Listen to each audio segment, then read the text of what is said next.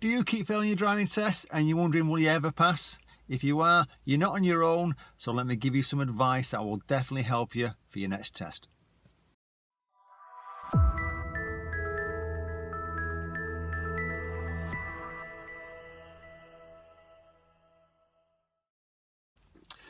So, like I said at the beginning then, you're not on your own.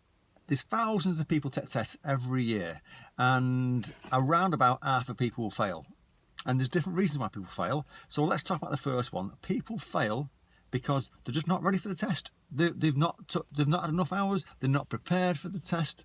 All sorts of reasons in that category. I'll come across people who've come to me who've took 2 or 3 tests, sometimes 4 or 5 driving tests, and they've changed instructors because they just lose confidence, or they haven't had an instructor and they took 2 or 3 tests with a family member and the same sort of thing, and the family member said, well, you better go and have an instructor now and just to see what the problem is, and you end up tell them what to do at roundabouts, or tell them how to approach junctions, or you give them advice about what you should do on a manoeuvre, about looking round. So it could be any of these things. So they're just not ready at that point. So a small proportion of people, it's because they're not ready.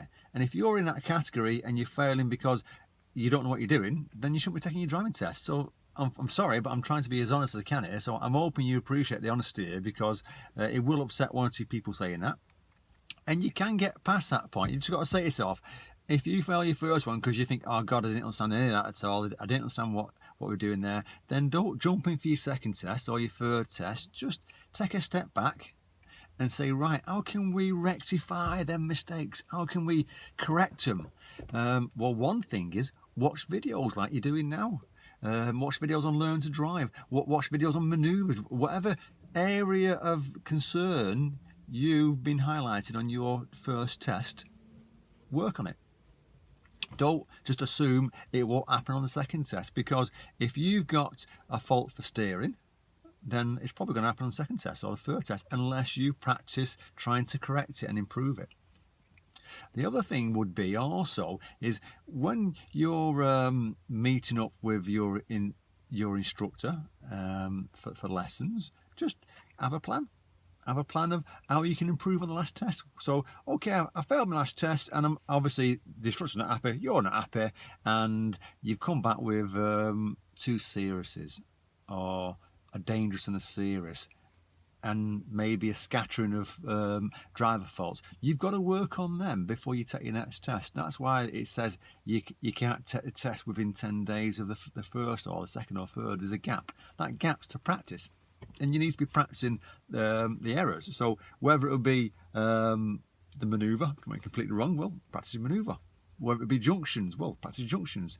Whether it be mirrors, check your mirrors more. Understand why you fail for mirrors. So ask the questions, right, okay, I failed for mirrors. What's causing that fail for mirrors? Is it because I'm not doing this? Ask the instructor questions. Ask him, what should I be doing? Or if you feel as though you were a family member and you're not getting the right answers, then ask for an assessment with an instructor.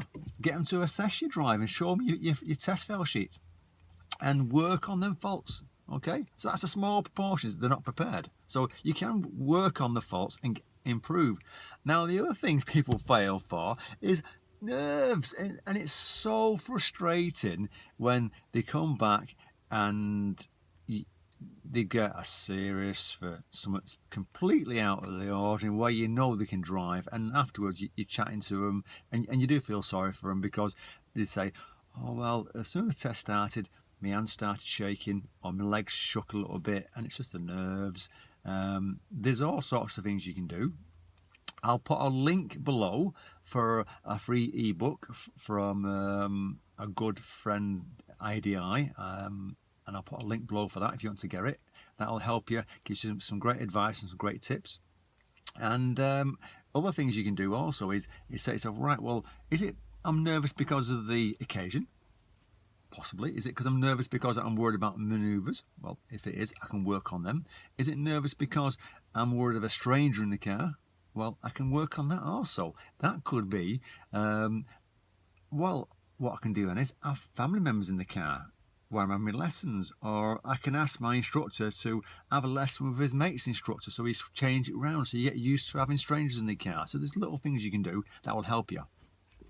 And another thing what people fail for nerves for is that the fact that it's actually the pressure of doing everything in 40 minutes, and if I make a mistake, I'll fail. Well, try not to think of it as if I fail. Just think of it as, right, I'm just going to take my test.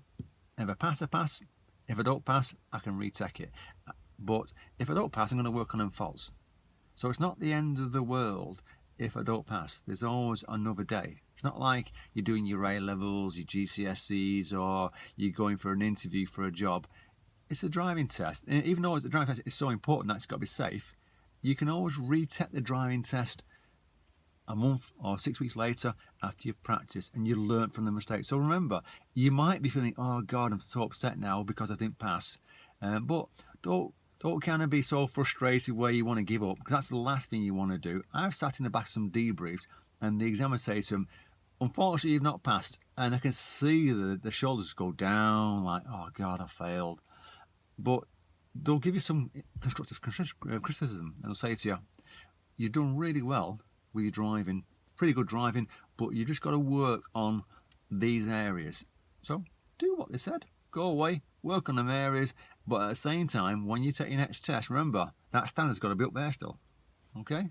And it's normal to come away from a driving test feeling deflated if you've not passed, but just remember, you're not on your own. You're not on your own. I come across it all the time, and when you do pass, it's so exciting then, because you think, oh God, I've made it. I had a girl the other day, it took her 5 tests to pass. She should have passed the first test, the second, the third, and all sorts of things, usually down to nerves, was causing it. But when she did pass, she was so excited, and she said to me, at the end of it, all that work's paid off. So you know what to do. Don't give up. Work on the faults. If it's nerves, check that free ebook. If it's something else, ask for advice. Put a comment below if you want to. Ask me for advice. I don't mind helping you. Good luck. Good luck on your next driving test. And remember, if you don't pass, there's always another day. Don't put so much pressure on yourself. Take care and safe driving.